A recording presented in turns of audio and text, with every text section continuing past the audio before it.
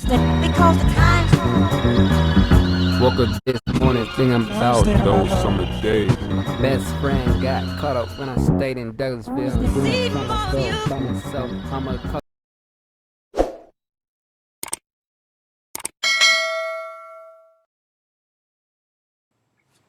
What's good, y'all? Welcome back to another video. So today, the true meaning behind Lucy in the Sky with Diamonds. Let's get into it.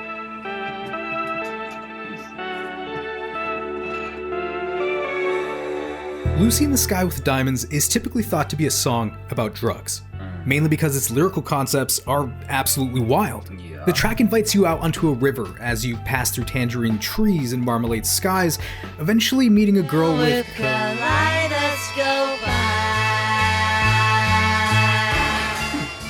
the imagery of things like cellophane flowers, rocking horse people, and newspaper taxis all sound like references to hallucinations one might experience while on LSD. And upon further inspection of the trippy track, you could also speculate that its title is code for LSD. Even the BBC were quick to ban the tune from radio for its supposed drug references, but the band called it all just a coincidence, suggesting the real roots of the track are much more innocent than many may have believed. Let's discover the true meaning behind Lucy in the Sky with Diamonds. Let's get into this. I'm really curious.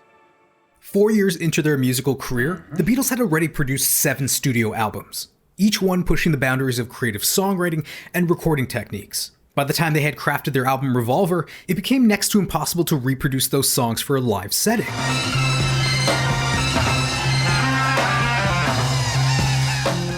Paired with their growing disinterest in live performances, the Beatles would decide to permanently retire from touring in August of 1966. Shortly after, in an attempt to further expand his sense of sonic possibility, Paul McCartney took LSD for the first time, a trip that would go on to define the group's next project, Sgt. Pepper's Lonely Hearts Club Band.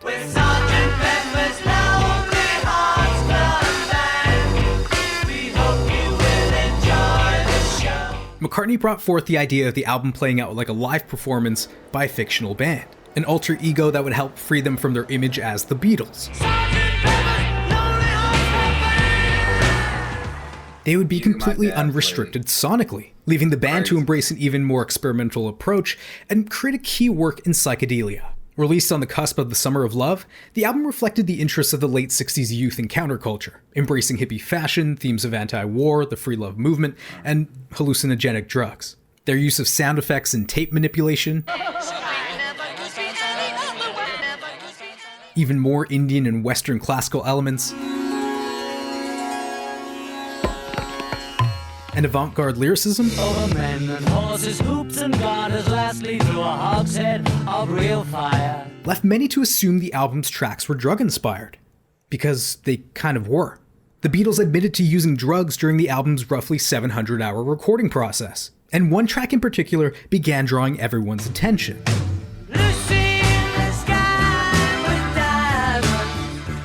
Lucy in the Sky with Diamonds opens with those signature otherworldly keys.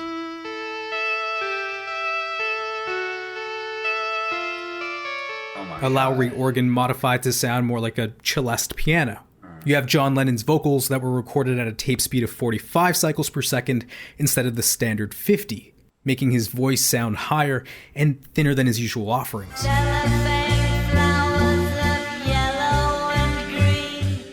And if you listen closely, you'll also notice a subtle drone sound at moments. somebody calls you, answer quite slowly. A girl with That would be George Harrison playing the tambura, an Indian string instrument that adds to the track's mystical atmosphere. And then you have the track's mind-bending phrases. a rocking horse, people eat marshmallow pies.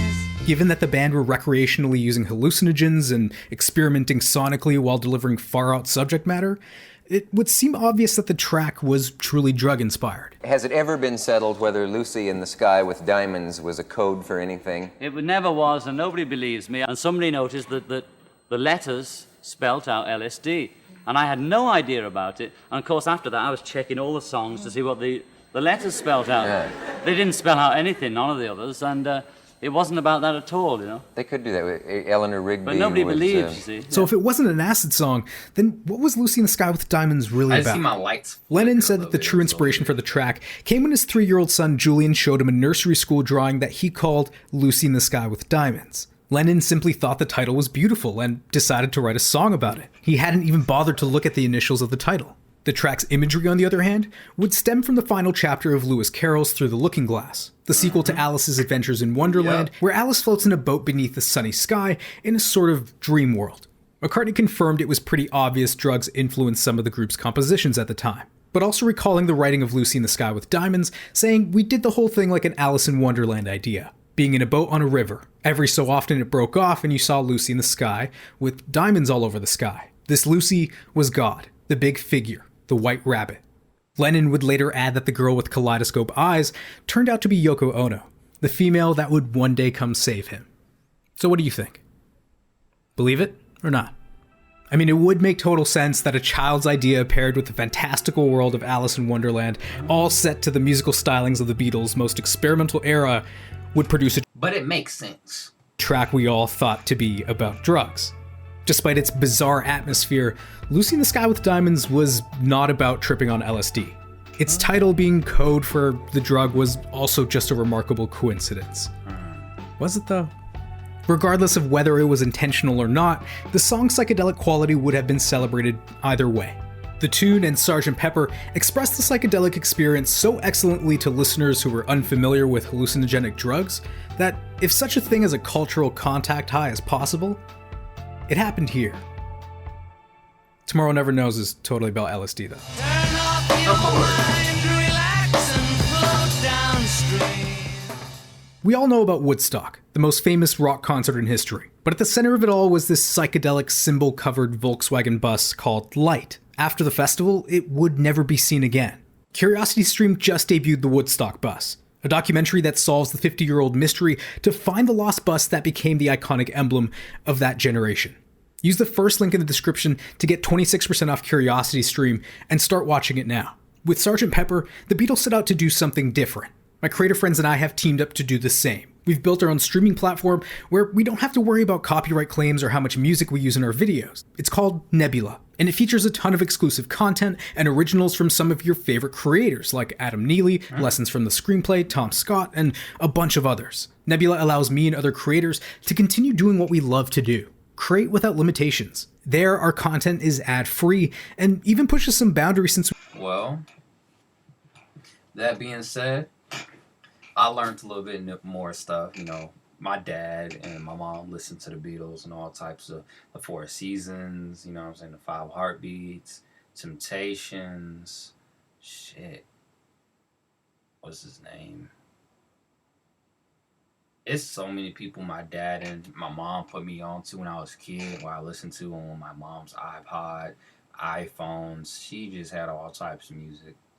Beautiful. She's like a really, you know, my mom, I think I get my music ear from my mom. And I get my creativity from my dad. And it just comes together very beautifully. That being said, I hope y'all enjoyed this video. Let me know what y'all think behind Lucy in the Sky with Diamonds. Peace. Mario the poet.